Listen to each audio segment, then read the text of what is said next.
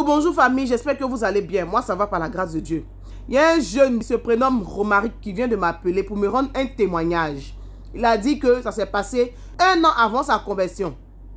Il s'est converti, ça fait 1 an. Donc, ça veut dire que ça fait de cela 2 ans que ça s'est passé. Donc, je vous explique. Et puis, il a insisté pour dire qu'il rend ce témoignage pour que les jeunes fassent attention. Pour que les jeunes fassent très attention, il a insisté dessus. Il dit que après le boulot, lui et ses 2 amis sont sortis pour aller picoler. C'était un vendredi pour aller s'amuser un peu. Après le boulot, ils sont allés s'amuser dans un bar.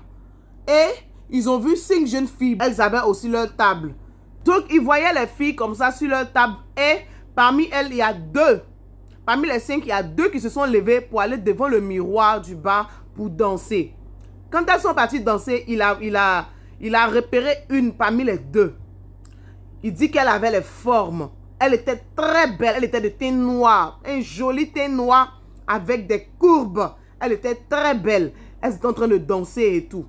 Il a appelé le serveur pour que le serveur fasse une même commande. La commande qui était sur la table des jeunes filles. Il a fait la même commande et puis il a dit au serveur que même ce qui est sur la table des jeunes filles là, actuellement là, c'est lui qui paye plus ce qu'il commande. Il va payer les 2. Quand les filles vont aller s'asseoir, qu'il envoie la commande sur la table des filles et qu'ils disent que c'est lui par un signe. Donc, quand les filles ont fini de danser, elles sont allées s'asseoir et c'est ce que le serveur a fait. Il est allé avec la commande, il a déposé, il a dit que c'est le jeune qui est là-bas qui vous donne ça. Et lui, de son côté, il a fait un signe par la main pour dire que c'est lui. Donc, quand ça a été fait, ses amis ont commencé à le féliciter pour dire « Tiens, du gars et tout. » Ils ont commencé à le taquiner et tout. Donc, le temps passait. Les garçons, eux, ils avaient déjà fini. Mais le jeune en question, lui, il voulait se rapprocher de la fille pour prendre son contact. Donc, ils attendaient quand elles allaient se lever. Donc, lorsqu'elles se sont levées, eux aussi se sont levés pour aller à côté de leur voiture. En attendant, le jeune en question, il s'est rapproché de la jeune fille. Les 4 autres filles aussi étaient de leur côté là-bas. Et il lui a dit vraiment qu'elle est belle et tout. Il voulait son numéro pour qu'il puisse se revoir. Il lui a demandé si elle avait le temps le lendemain. Elle a dit oui, il n'y a pas de problème. Donc, ils se sont fixés un rendez-vous pour le lendemain soir. La fille ne lui a pas donné un numéro direct. Elle lui a donné sa carte de visite. Parce qu'elle avait un magasin de cosmétiques. Il y avait le nom du magasin, il y avait même son nom, il y avait son numéro. Donc, il a pris, il était en train de parler avec la fille. Mais il dit que pendant qu'il parlait avec la fille, il se sentait lourd. Il sentait franchement une lourdeur pas possible. Donc, quand ils ont fini de se donner rendez-vous et tout, il a dit à la fille qu'il ne va pas trop tarder, il va rentrer parce qu'il ne sait pas si c'est l'alcool qui fait. Donc, elle a dit d'accord, il n'y a pas de souci. Quand il est rentré à la maison, il a appelé la fille pour lui demander si elle est bien rentrée. Elle lui a dit oui. Donc, le lendemain, il a fini de prendre son petit déjeuner. Il a appelé la jeune fille pour lui demander si elle a bien dormi et tout. Elle dit oui, qu'elle a bien dormi. Mais il dit que quand il tentait de parler avec elle, il a senti cette lourdeur-là. Il a senti cette lourdeur-là. Quand il a fini de parler avec elle, ils ont confirmé leur rendez-vous de la soirée. Ils devaient se voir ce jour-là à 21 h. Ils devaient partir au cinéma. Après le cinéma, ils devaient partir au resto. Le jeune m'a donné tous les détails. Parce que quand on veut rendre un témoignage, là, on donne tous les détails. Donc après, vers 18 h, il veut rappeler pour lui dire qu'ils doivent se voir à 21 h. Il cherche le numéro, il ne voit plus le numéro. Il dit que dans la liste d'appels, il ne voit plus. Il va dans le répertoire, il ne voit plus. D'accord. Il a trouvé ça bizarre, mais bon. Après, il a laissé. Il veut prendre la carte que la fille lui a donnée pour appeler. Il prend son bédou, il ouvre la partie, c'est-à-dire que la seule partie, là où il a mis la carte là, il voit des insectes. Fourmis et petits cafards. En famille, c'est bizarre. Hein? Tu vois autant de fourmis, autant de cafards, mais qui ne sortent pas du bédou. Ça reste seulement que dans la poche. Donc, il a vu ça, il a lancé le bédou pour pouvoir enlever les fourmis et les petits cafards. Il a tapé le bédou et puis les insectes là, ont commencé à s'éparpiller comme ça. Donc, il va enlever maintenant la carte de visite de la fille. Il trouve encore des insectes dessus. Donc, il est en train de nettoyer comme ça. Et quand il voulait composer, sa maman l'appelle. Sa maman lui demande, est-ce que tu vas bien? Il dit, oui, maman, je vais bien. Elle dit, tu es sûre que tu ne te sens pas bizarre. Elle dit non. Il dit non, je vais bien, maman. Il demande, mais pourquoi toutes ces questions? Elle dit, elle se reposait et elle a fait un songe. Elle ne va pas appeler ça un songe, mais c'était juste un petit sommeil. Mais elle a vu quelque chose. Famille, quand ton papa ou bien ta maman te dit que, ah, surtout ta maman, j'ai fait un songe, attention, fais attention à toi là. Il faut prendre ça au sérieux parce que les parents là, Dieu leur parle. Nous sommes leurs enfants. Eux, ils sont nos dieux sur la terre. Donc tout ce qu'eux ils disent là, c'est vrai au fait. C'est ce qu'on doit mettre dans nos têtes. Donc sa maman lui dit qu'elle a fait un songe. Ou dans le songe, il était au bord de l'eau. Avec une jeune fille, elle était très belle. Une jeune fille belle de teint noir. Mais c'est comme si la jeune fille, elle partait vers l'eau et elle lui disait, suis-moi, suis-moi. Et lui, il la suivait. Mais quand il la suivait, il ne la rattrapait jamais. Je veux dire qu'il y avait toujours la même distance. Mais il la suivait, il la suivait, il la suivait jusqu'à ce qu'elle parte jusqu'au milieu de l'eau. Quand il voulait arriver au fin fond de l'eau aussi, avant que l'eau ne l'engloutisse, sa maman s'est réveillée et elle a commencé à prier. Donc, elle lui a redemandé, tu es sûr que ça va? Tu n'as pas fait la rencontre d'une fille ces temps-ci là? Il dit non, parce que bon, c'était tellement récent, donc il a dit non. Mais il a dit à sa maman, mais hier soir, moi et des amis, nous sommes allés s'amuser un peu, mais j'ai pris le contact d'une fille, mais on ne s'est pas encore vu.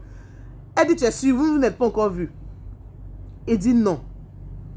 Elle lui a dit, il faut faire très attention. Il dit qu'il avait eu la chair de poule comme ça. Et puis c'est normal, quand quelqu'un te dit que, ah, il a fait un son sur toi, et puis t'explique ce genre de truc là, forcément tu vas te sentir bizarre, tu vas avoir la chair de poule, tu vas sentir quelque chose au fait. Après ça, sa maman a prié pour lui au téléphone. Et quand sa maman a fini de prier pour lui, elle lui a dit qu'elle va arriver là-bas tout à l'heure.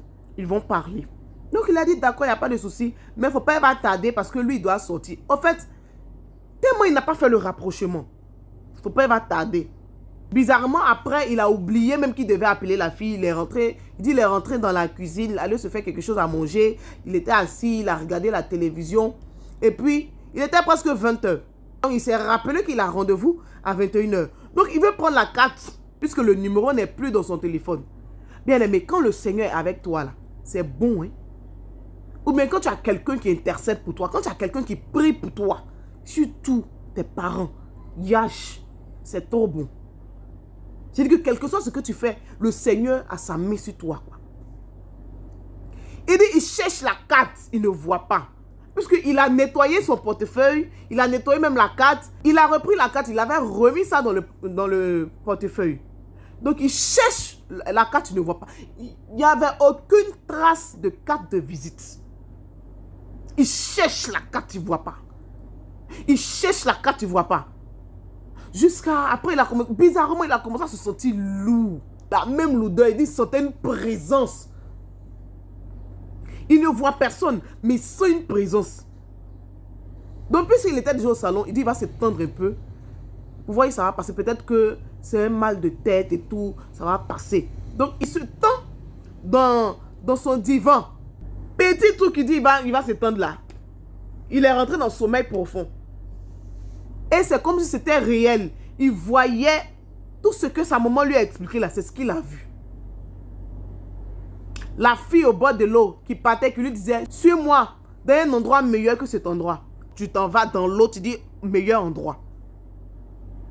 Donc c'était comme si il suivait aussi la fille. Jusqu'à famille. Et c'est en ce moment-là que sa maman est arrivée. Et elle l'a réveillé. Pendant qu'il partait. La fille était déjà au milieu là-bas. Et lui, il était presque arrivé vers la fille, il devait rentrer. Et puis sa maman l'a réveillé. Dieu merci, mais la porte n'était pas fermée. Si la porte était fermée là, comme sa maman a prié pour lui, le Seigneur a fait de telle sorte qu'il ne ferme pas la porte à clé. Et elle a pu rentrer tranquillement. Si elle ne rentrait pas, vous imaginez qu'elle est encore derrière le portail. Elle tape, lui n'entend pas. Il est toujours dans son sommeil là, et puis il rentre sous l'eau. C'est fini. En fait, il allait mourir là. Il allait rester là, et puis mourir. Non, et puis ils allaient dire que non, il était en train de dormir, et puis il ne s'est plus réveillé. On ne sait pas ce qui s'est passé. Sa maman l'a réveillé. Quand il s'est réveillé, il était effrayé. Il était très effrayé, en même temps content. Parce que quelqu'un a empêché qu'il aille sous l'eau. Et quelqu'un là, c'est qui? Sa maman. Il était content. Il disait merci à sa maman. Elle dit pourquoi? Il dit le même chose que tu m'expliques là, c'est ce que je viens de voir. Et c'est comme si je partais avec la fille. Famille, faisons très attention. Le monde est renversé. On sait ça. Mais quand tu n'as pas encore entendu quelque chose et puis on t'explique là, tu te dis, oui, il y a des choses qui se passent. On peut lire des histoires. Mais à toi-même, on t'explique là. C'est différent. Il a insisté. Il dit franchement, dis à tes abonnés, donc à faire attention. Et puis, ce n'est pas mes abonnés seulement qui vont voir. Parce que ça sera partagé. Donc, faites attention à tous ceux qui vont regarder cette vidéo-là.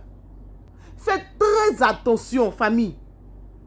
Il dit c'est à partir de ce jour-là qu'il a donné sa vie réellement au Seigneur. Vous, les filles qui ne connaissez pas les hommes et puis vous les suivez dans leur grosse voiture à cause des paquets d'argent qu'ils vous présentent là. Faites très attention parce qu'on ne sait pas qui est qui. Il y a des personnes qui se promènent dans la ville là, qui ne sont pas humaines. Elles vont à leur rendez-vous. Faites très attention parce qu'il y a beaucoup de témoignages dessus comme ça. Surtout en fin d'année là, ils sont déchaînés. Et puis surtout, demeurons dans un esprit de prière. Quand tu veux sortir là, il faut prier. Tout ce que tu veux faire là, il faut prier. Tu es dehors, tu veux manger, il faut prier. Parce que fin d'année comme ça, là, le diable est déchaîné. J'ai la chaîne de poule actuellement. Faisons très attention. Que le Seigneur nous bénisse, qu'il nous garde, qu'il étende sa main puissante sur nos vies. Au nom de Jésus. Amen.